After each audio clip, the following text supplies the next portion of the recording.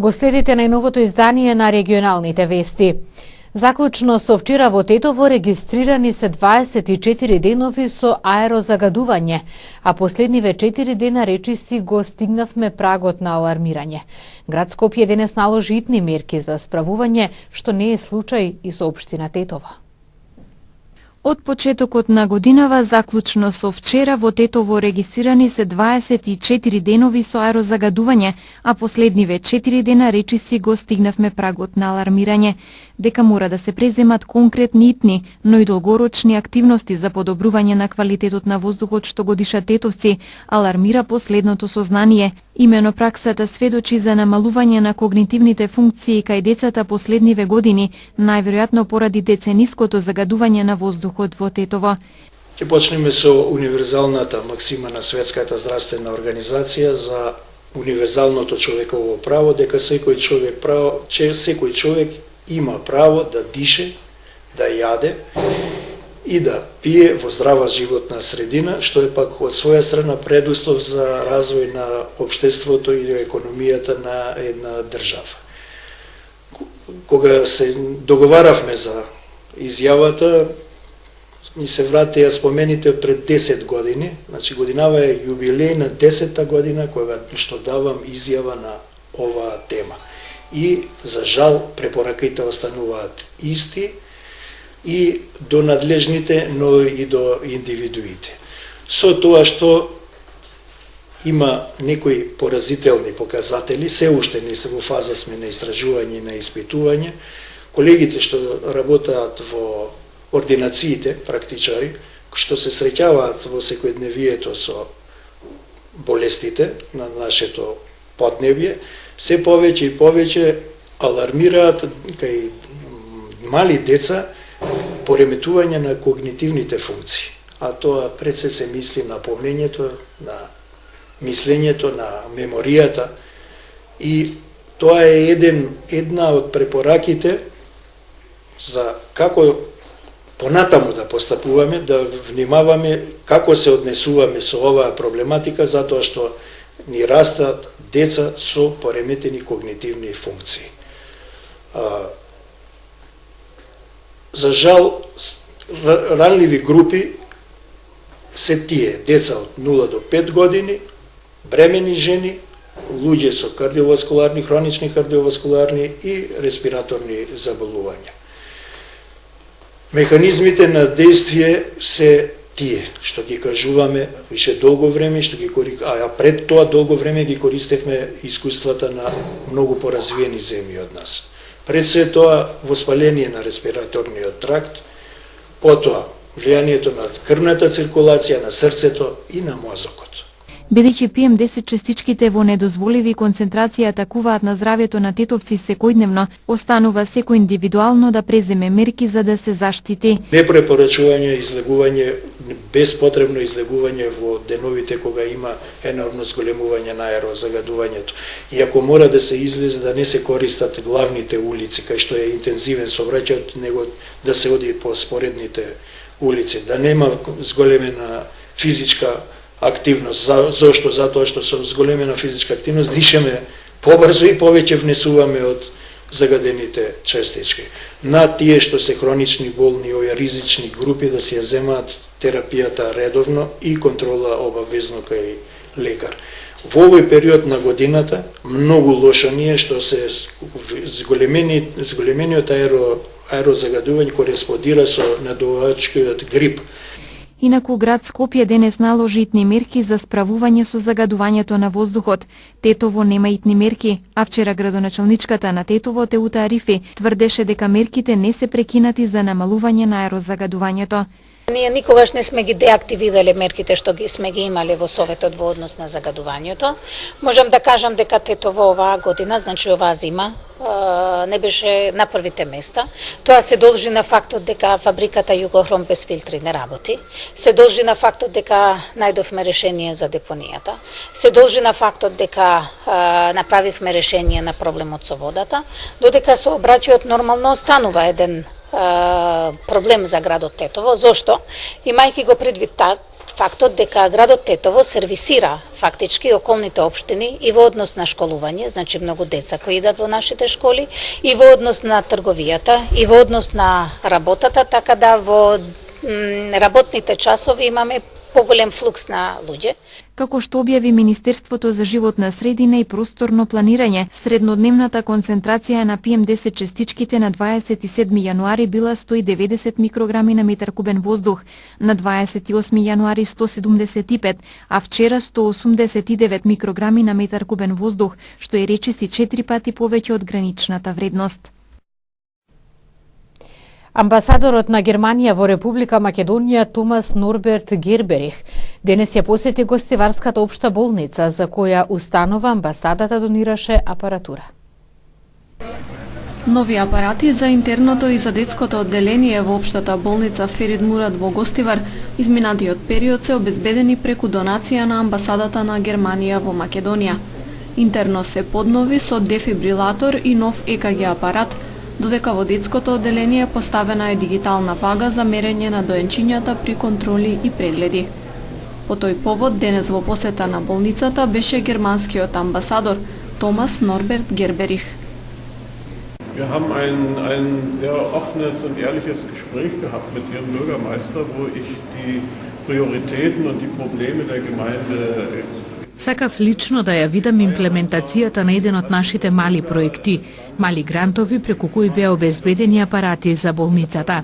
Се радуваме што овој проект е успешно спроведен и подготвени сме и понатаму да пружаме ваков вид на поддршка. Во болничките одделенија периодов има полни раце работа. На интерното одделение во текот на јануари за помош се обратиле над 640 пациенти. Германскиот амбасадор претходно ја посети и општина Гостивар, каде оствари официјална средба со градоначалникот Арбен Таравари. Поскапува водата за пиење во општина Брвеница. Советниците дадоа согласност на одлуката со која се утврдува цената на метар кубен вода за пиење и на урбани и отпадни води на денешната четврта седница на Советот. Денеска ќе одржиме четвртата работна седница на Советот на општината Брвеница, за кој имаме и дневен ред од 8 точки и една додатна точка, предлог програма за изработка на урбанистички планови. Ово е како додатна точка од секторот за урбанизам. Позначајна точка на ова седница ќе биде одлуката за донесување нова цена на користење на водата за пиење. И според регулаторите, односно представникот на регулаторната комисија, е донесено да се смени досегашната цена, која беше 15 денари, и се носи нова цена од 16,70 денари. Така да, исто така, на ова седница позначајна точка ќе и акцент ќе добие купувањето на возило за потребите на општината, која ќе биде ставена на дневниот ред, за која ќе има целосна и расправа и дискусија од страна на советниците. Мислам дека Советот во целост и разбирање ќе има кои се потребите на општината и ќе донесе соодветна одлука дали ќе купи ново возило или ќе го користи старото као и досега. Едукативно советување ќе организира Агенцијата за поттикнување на развојот на земјоделството регионално одделение Тетово од почетокот на наредниот месец се до крајот на месец април. Советувањата ќе бидат наменети за земјоделците кои имаат намера да аплицираат на програмите за рурален развој и ИПАРТ програмата. Агенцијата за поттикнување на развојот на земјоделството регионално одделение Тетово од 2 до 34 во работните простории на агенцијата, што е лоцирана тука на улица 29 новембар безброј во Тетово, ќе организира едукативно советување за земјоделците кои што имаат намера да аплицираат по програмите за рурален развој и ИПАРТ програмата. На ова советување ќе бидат запознаети земјоделците со електронското поднесување на барање по програмата за рурален развој, затоа што од пред 2 години, за да поднесете барање по оваа програма, треба да креирате електронско барање, а за тоа треба да се исполнат одредени критериуми. Исто така, земјоделците ќе бидат советувани за тоа кои документи треба да ги обезбедат за секоја мерка од оваа програма, кои критериуми треба да ги исполнат, а исто така ќе им помогнеме доколку сакаат и можат и самостално да ги подготват од дома овие сите апликации и да аплицираат без да доваѓаат тука во агенцијата кај нас. Тоа ќе го работиме во деновите среда и петок од 10:30 часот до 12:30 часот. Сметаме дека за тие 2 часа неопходните информации ќе ги добијат и ќе можат да добијат соодветно знаење по односа на овие 2 програми од Министерството за земјоделие и шумарство што ги објавува преку јавните повици за одредени мерки секоја година, а и на некој начин самите земјоделци ќе најдат и ќе можат да видат дали имаат и кои услови треба да ги исполнат за да може да аплицираат по програмите за финансиска поддршка.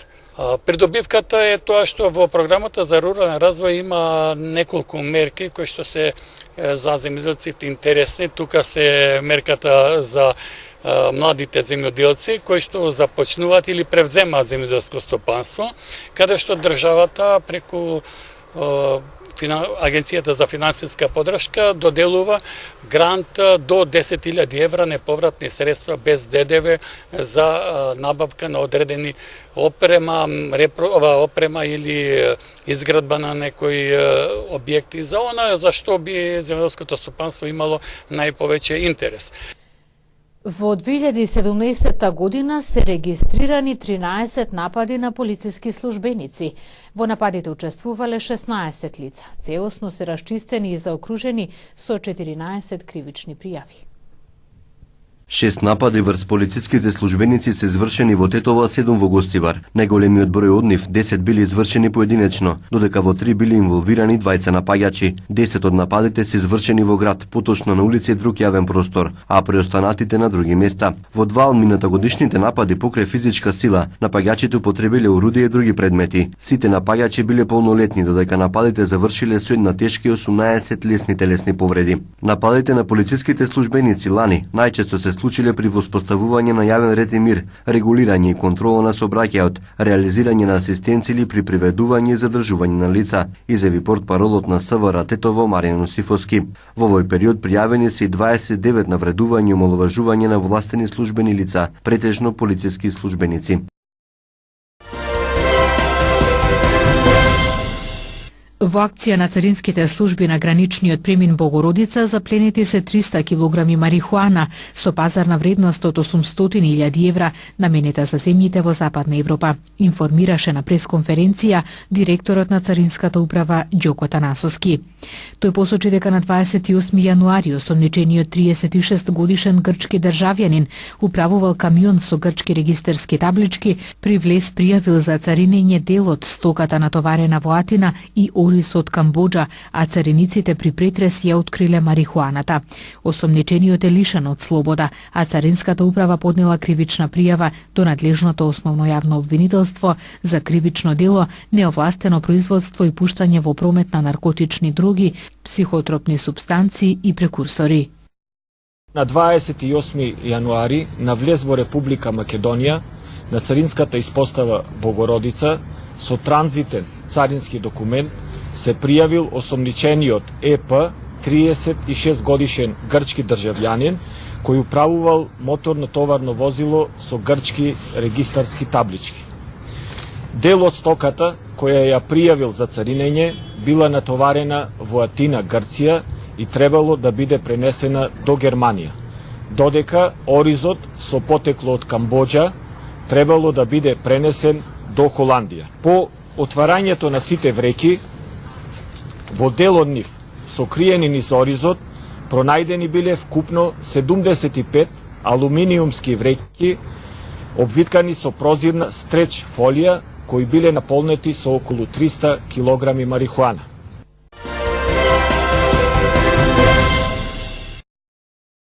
Кандидатот за оваа функција Карлес Пучдемон се наоѓа во Брисел, а централната влада во Мадрид се обидува да го блокира неговиот избор, бидејќи по него е распишан налог за апсење. Можно е штом дојде на територијата на Шпанија да биде уапсен.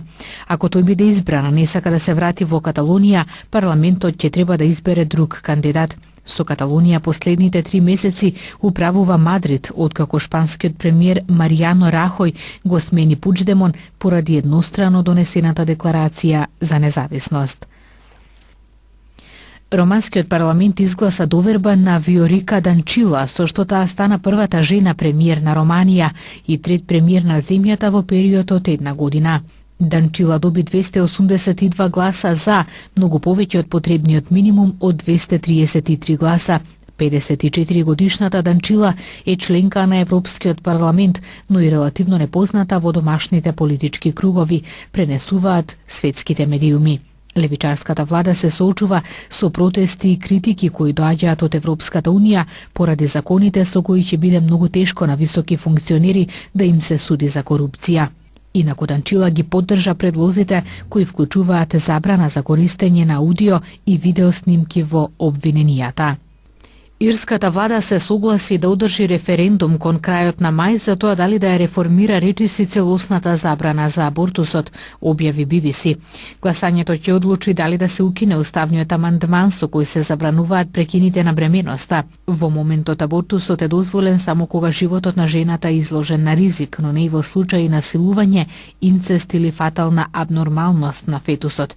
Премиерот Лео Варадкар изјави дека ќе се залага за реформи. Амандманот одобрен од референдумот во 1983 година го признава правото на живот на нероденото, што значи дека животот на жената и незиното неродено дете се смета за еднаков.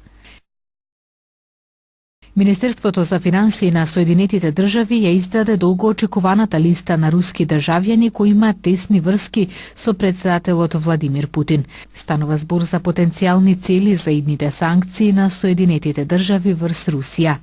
Во така наречениот извештај Кремљ, кој неофицијално се нарекува и Путинов список, се вклучени 114 високи руски политички личности и 96 олигарси. Во него се портпаролот на Кремљ Дмитри Песков, премиерот Дмитри Медведев и шефот на дипломатијата Сергеј Лавров. Во извештајот меѓу другите се наоѓаат и бизнисмените Алишер Усманов, Роман Абрамовиќ, Сулејман Керимов и основачот на лабораторијата Касперски Евгени Касперски. Сепак администрацијата на претседателот Доналд Трамп го извести Конгресот дека засега нема да наметне нови санкции за Русија. Официјална Москва во понеделникот соопшти дека новите извештаи за санкциите на САД врз Русија се обид да се влијае врз руските претседателски избори во март годинава. Москва и Вашингтон остануваат во судир поради наводите на САД за руското мешање на претседателските избори во 2016 година, нешто што Русија го негира како и поради конфликтите во Украина и Сирија. Нивото на реката Сена достигна рекордни 6 метри, што го активираше алармот за поплави. Речното корито се излеа во неколку делови од Париз и поплави подруми, градинки и трговски центри. Поради надојдената стихија блокиране и сообраќајот, а затворен е и музејот Лувар.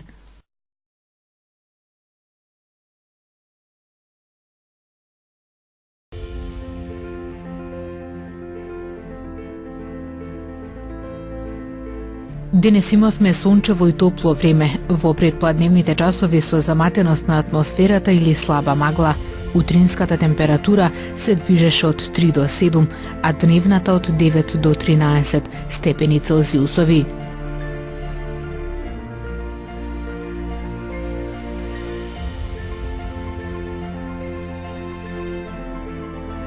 Утре во четврток ќе се задржи стабилно време, сончево и топло по котлините со појава на слаба магла. Утринската температура ќе се движи од 1 до 5, а дневната од 7 до 12 степени Целзиусови.